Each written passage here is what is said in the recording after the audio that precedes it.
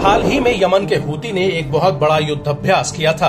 Houthi की इस military drill में उसकी सारी फोर्सेस जैसे नौसेना, तटरक्षक, ड्रोन फोर्स और मिसाइल फोर्स ने हिस्सा लिया था। इस दौरान हूती ने काल्पनिक रूप से अमेरिका, इजराइल और ब्रिटेन से युद्ध की स्थिति में कैसे जवाबी हमला किया जाए इसका युद्धाभ्यास किया था। लेकिन हैरान करने वाली बात यह है कि इस युद्धाभ्यास में हूती ने अपने कई ऐसे हथियारों की नुमाइश की थी जिसका इस्तेमाल उसने अभी तक नहीं किया।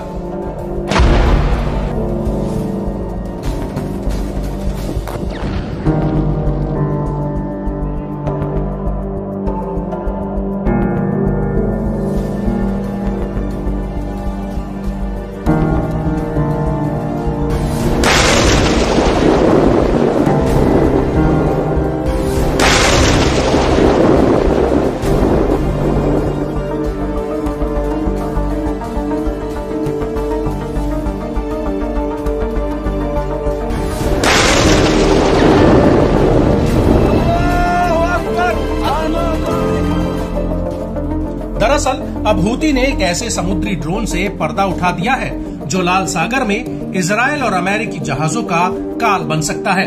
जी हाँ, हम बात कर रहे हैं हूती के अलकारिया समुद्री ड्रोन की, जो आने वाले वक्त में लाल सागर और एडन की खाड़ी में एक बहुत बड़ा खतरा बन सकता है।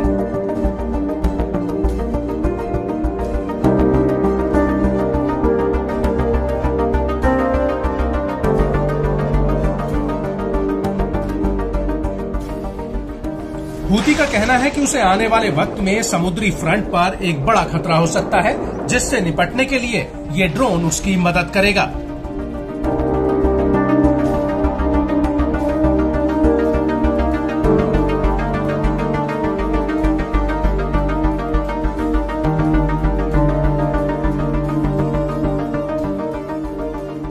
हूती के मुताबिक इस ड्रोन के दम पर उसकी नौसेना समुद्र में और ज्यादा सटीक हमले कर पाएगी।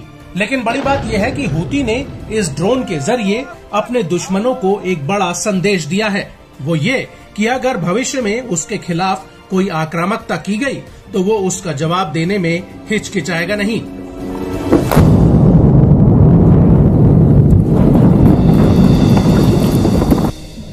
लेकिन इस सब के बीच बड़ा सवाल ये है कि आखिर अचानक से हूती के पास इस तरह के मॉडर्न हथियार बनाने की टेक्नोलॉजी कहां से आई। तो आपको बता दें कि पिछले महीने ही हूती ने अमेरिकी नौसेना का एक समुद्री ड्रोन रेमस 600 को यमन के तट पर पकड़ा था और कई रिपोर्ट्स में ये दावा किया गया है कि अमेरिका के इस समुद्री ड्रोन का अध्ययन हूती के मिलिट्री एक्सपर्ट्स और इंजीनियर्स ने किया था। और ऐसा माना जा रहा है कि इसके बाद ही हूती ने अपना नया समुद्री ड्रोन अलकारिया बना दिया।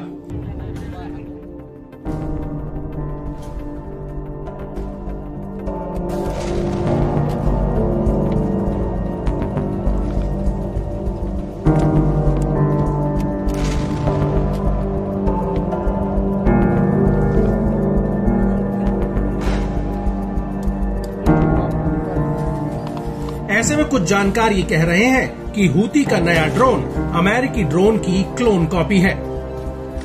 गौर करने वाली बात यह है कि जिस अमेरिकी ड्रोन को हूती ने पकड़ा था उसकी स्पीड 9.3 किलोमीटर प्रति घंटा है और वो समुद्र में 5.6 किलोमीटर प्रति घंटा की रफ्तार से 70 घंटों तक दौड़ सकता है। वहीं दूसरी तरफ लाल सागर में अगर हूती के हमलों की बात की जाए तो इस समुद्री रूट पर हूती अभी तक 130 से ज्यादा हमले कर चुका है। हूती के ज्यादातर हमले मालवाहक जहाजों, इजराइल और अमेरिका के युद्धपोतों और माल ढुलाई करने वाले जहाजों पर हुए हैं। बड़ी बात यह है कि हूती के इन हमलों से दुनिया का शिपिंग ट्रेड पूरी तरह से गड़बड़ा गया है और लाल सागर और भूमध्य सागर को जोड़ने वाली स्वेज नहर से गाजा युद्ध से पहले दुनिया का करीब 10 से 15% ग्लोबल ट्रेड होता था। लेकिन हूती के हमलों की वजह से ये व्यापार चौपट हो गया है और अब शिपिंग कंपनियां हूती के हमले से बचने के लिए दक्षिण अफ्रीका वाले Cape of Good Hope route का इस्तेमाल कर रही हैं, जो न सिर्फ बेहद ही लंबा है बल्कि इस रूट से माल ढुलाई में 2 गुना खर्चा भी आता है।